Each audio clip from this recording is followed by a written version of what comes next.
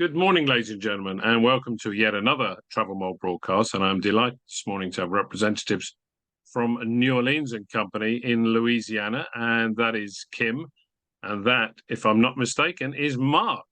Good morning. Good morning. How are you? Yeah, not too bad.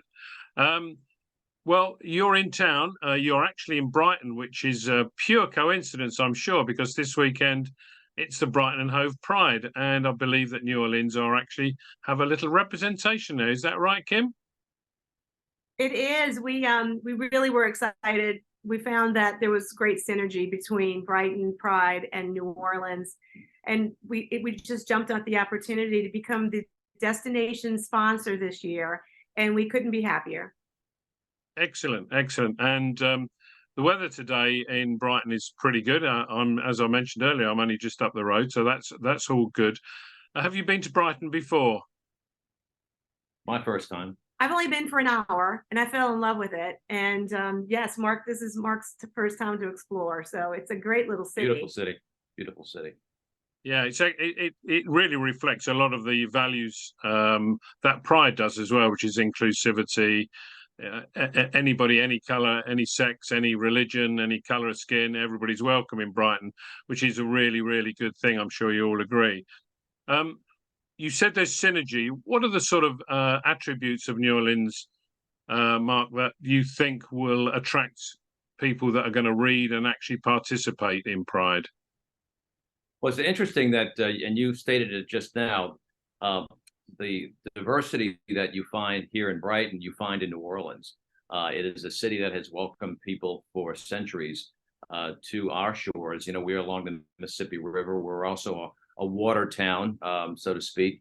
Brighton being on the channel and us on the Mississippi River. And you have a true potpourri of culture in New Orleans. And we find, and I'm just sensing that even in my short visit here, less than 24 hours, the same thing in Brighton.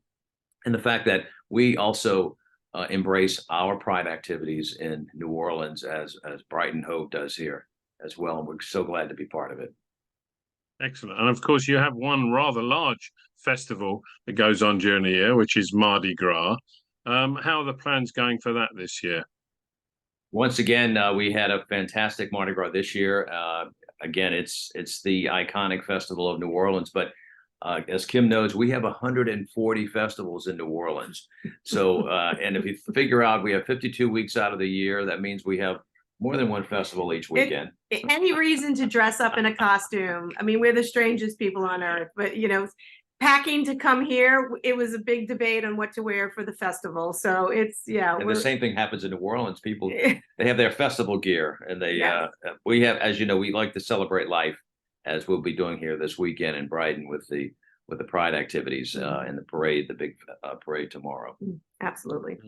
One of the other attributes that Brighton has as a city and as a community is their pride in trying to maintain not only cultural sustainability, but also environmental sustainability. They want to be green. There's lots of green roofing. They like to think that they're ahead of the game.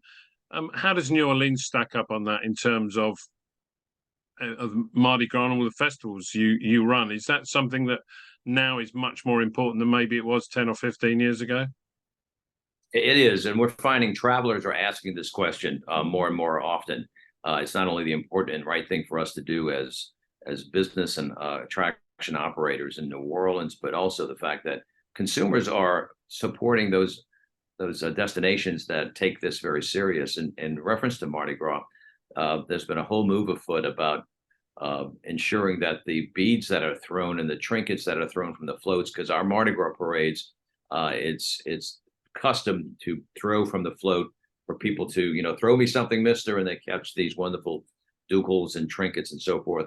But those items are becoming sustainable, recyclable, and we're ensuring that we're doing something that is just not going to be wasted and add to the problems that we have in the environment. So something as simple as recyclable beads is a big move.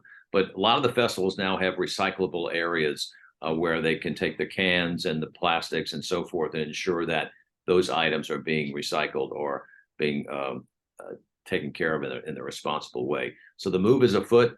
Consumers are looking for it, and New Orleans is rising to the occasion. There's actually a company that they're collecting. They have these wonderful receptacles that you put your beads in after the parade, and they bring it to an organization that are handicapped individuals that repurpose the beads and resell them back to the crews to be used in the following year. And it's been very successful. Sounds good. Now, the other thing that obviously stands out with New Orleans, or NOLA as it's now, and the Big Easy has a number of nicknames, doesn't it? Is food and music. They're the two big things. I've had the pleasure of interviewing a few Louisiana chefs recently with the Taste of the South event that was here in London. But music and food is obviously a big thing in New Orleans, and I'm assuming that your demographic with Pride will be looking for those two things as well when they come visit. That's correct. It's absolutely one of the reasons why we thought to host, be one of the sponsors for this event, because all of the likes and dislikes, everything that New Orleanians love is represented here in Brighton this weekend. Our food, we're very picky about our food. We actually lose weight when we're on the road. New Orleans has some of the most amazing. Surely not in Brighton. Surely not in Brighton. No, you're not going to diss Brighton food, are you? No, I have to tell you, we started last night, and I have a feeling I have found my second home. Absolutely. Our food is just like last night was so flavorful and just wonderful array of variety, and it all comes back to the culture, and that's why our two cultures are very intertwined and produce the great music and the wonderful food. Our history and our culture is the root of everything that we do in New Orleans, and that's why we are a unique American city. It's just you're not going to find the same experience anywhere else in America, and I'm seeing a lot of that here. Yeah, the one street we walked on last night to go to the restaurant, there must have been 8 or 9 different countries represented as far as their cuisine is concerned. I felt like I was back in New Orleans. Yeah, it was wonderful. Yeah, the French, African, and American influences in New Orleans come through strongly. That melting pot, both in cuisine and music, there is no doubt. Well, both of you, I wish you the very, very best of luck tomorrow. I hope it goes really well, and I look forward to enjoying some of the food in New Orleans in the not too distant future, and listening to some of the music and experiencing the cultural diversity. Well, you're welcome anytime. We're ready for you. Absolutely. Thank you very much. Bye. Au revoir.